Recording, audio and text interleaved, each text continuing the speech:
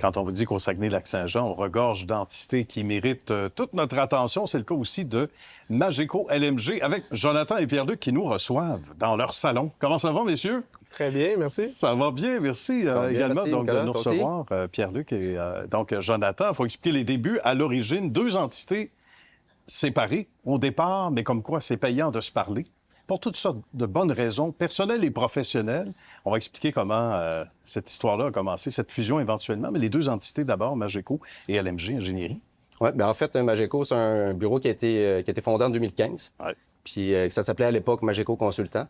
Puis en 2018, on a fusionné avec le bureau LMG Ingénieur où Jonathan travaillait d'ailleurs, qui est un bureau qui a beaucoup plus d'expérience, qui avait peut-être un historique d'une trentaine d'années à l'époque. Puis on a fusionné les deux entreprises là, pour être à l'époque peut-être une douzaine d'employés, là, les deux ensemble, jusqu'à... Puis c'est ça, depuis 2018, là, on travaille là, en collaboration là, ensemble. La fusion, visiblement, s'est bien déroulée parce que là, il y a une ascension spectaculaire. En quoi ça a changé les choses de ta propre vision, de ton côté, Jonathan? En fait, ça nous a donné le moyen de nos ambitions, je dirais. Oui. Chez LMG, on avait une clientèle établie depuis longtemps. Puis avec la fusion avec Mageco, on a réussi à agrandir nos marchés, on a réussi à solidifier des liens d'affaires aussi. Puis c'est ça. Fait que on a utilisé si on veut, l'élan que LMG avait, puis on a décidé de se replacer un petit peu. Là. On poursuit l'ascension comme ça. On va parler, entre autres, peut-être de différents projets pour que les gens réalisent l'importance de ce qu'on fait ici au quotidien. À quoi ça ressemble? Une semaine type, par exemple, ou peut-être des mandats type? En fait, ce qu'on fait, nous, deux départements, là, avec Joël, qui est un de nos associés aussi. Oui, qu'on salue d'ailleurs. Ouais, avec Jonathan, qui s'occupe beaucoup du département de génie civil, puis qui est aussi responsable du bureau, une autre succursale là, au Lac-Saint-Jean. Ouais. Fait que, puis on fait beaucoup de projets civils, entre autres, exemple, toutes les vélos, pas toutes, mais une grande partie de la véloroute des Bleuets qui se promène autour du Lac-Saint-Jean. Ça. On a fait une grosse partie des réfections puis des nouvelles constructions de ces secteurs-là. C'est beaucoup Joël qui s'occupe de ça. Là. OK.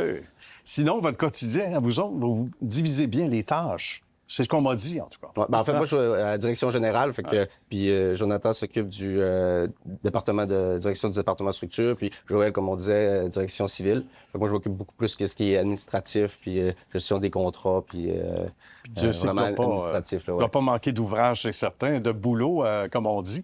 Il y a des mandats particuliers qu'on a réussi où on s'est dit « Wow! » On pensait pas ça possible, ou presque, là. Oui, il y en a plusieurs. Par où commencer? Un qui me vient en tête en commençant, c'est...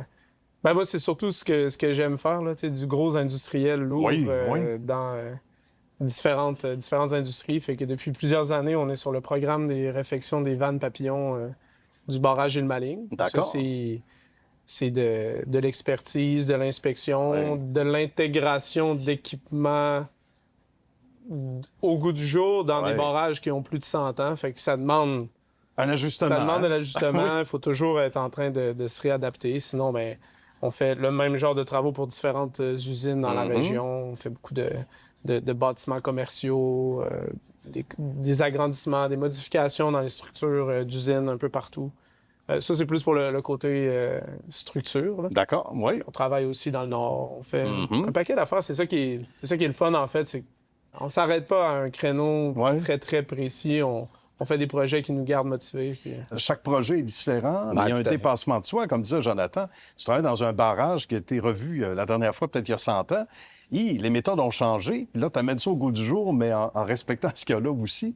Ça doit être des défis chaque projet est différent. Chaque client est différent. On a des exigences, on a des budgets à respecter. Des échéanciers aussi, souvent, que les clients établissent. C'est de plus en plus serré. Les commandes des matériaux, c'est de plus en plus dur aussi. Fait que tout amalgamer tout ça ensemble, c'est ce qui fait que les défis sont de plus en plus grands. Ils sont de plus en plus intéressants aussi là, de développer et de créer quelque chose qui est quand même tangible une fois que c'est réalisé. Oui. Si on peut passer, on se promène en voiture, on dit « Ah, ça, c'est nous qui le fait, ça, c'est nous qui le fait. » Mais quelqu'un y a pensé avant, là. Quand c'était de l'abstrait, il fallait qu'il y ait des gens qui y pensent pour rendre ça réel. Je pense qu'on fait ça parce à la base, la plupart des gens qui travaillent ici, c'est des gens qui aiment ça trouver des solutions. On a des clients qui arrivent avec, on va pas dire des problèmes, mais avec des défis, on va dire. Puis nous autres, on les accompagne pour réaliser un peu leurs besoins. Là, peu importe la grosseur ou c'est quoi leurs besoins, nous autres, on est là pour rester quand même créatifs dans nos solutions.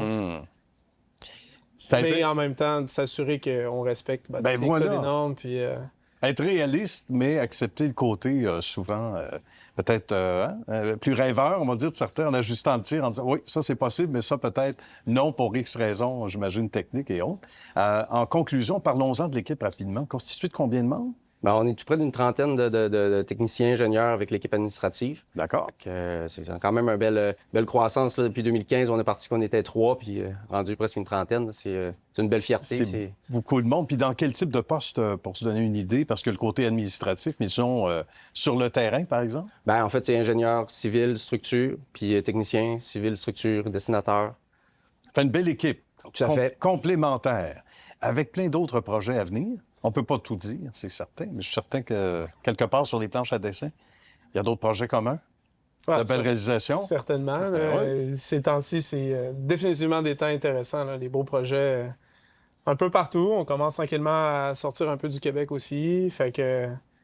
Non, C'est une bonne nouvelle, hein? Ouais, On voit que, évidemment, l'ascension se poursuit de façon encore plus spectaculaire. Bien, merci beaucoup à vous deux, les amis. C'était un bonheur de vous rencontrer. On a Merci. bien compris et réalisé toute la passion qui vous anime. On sait que c'est pas étranger au succès de la boîte et bien sûr avec la contribution de l'ensemble des membres de l'équipe. Merci. Donc, Jonathan et Pierre-Luc, Merci, Nicolas. à une prochaine. Merci beaucoup. Merci.